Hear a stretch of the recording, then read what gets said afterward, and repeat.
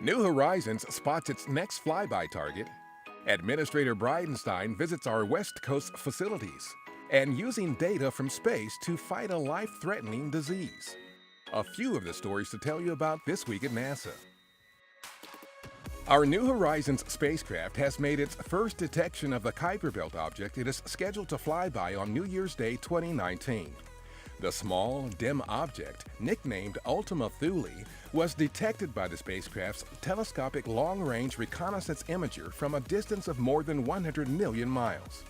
The flyby will be the first ever close-up exploration of a small Kuiper Belt object and the farthest exploration of any planetary body in history, shattering the record New Horizons itself set at Pluto in July 2015 by about 1 billion miles. The Kuiper Belt is a ring of icy objects around the Sun that extends just beyond the orbit of Neptune and includes Pluto. On August 27th, our administrator Jim Bridenstine kicked off a series of visits to our West Coast centers and facilities with a stop at the Jet Propulsion Laboratory in Pasadena, California. While there, he visited labs and test beds related to the InSight Mars lander, the Mars 2020 rover, and the Mars helicopter. The next day at our Armstrong Flight Research Center in Edwards, California, Bridenstine heard about a number of aeronautical research projects and visited Mojave Air and Spaceport. The administrator's final stop was Ames Research Center in Northern California. While there, he talked to the Ames workforce and saw innovative thermal protection materials being developed to support the agency's space exploration missions.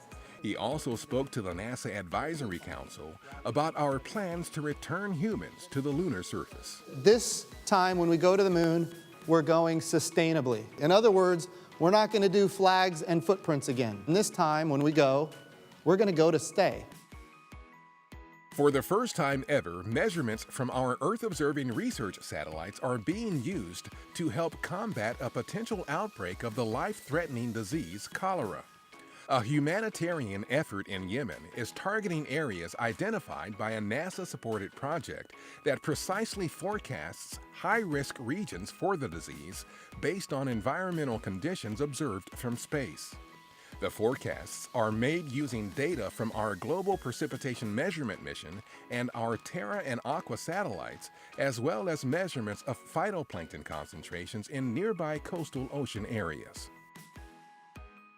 Our ICET-2 mission will use the most advanced laser instrument of its kind to measure in unprecedented detail changes in the heights of Earth's polar ice.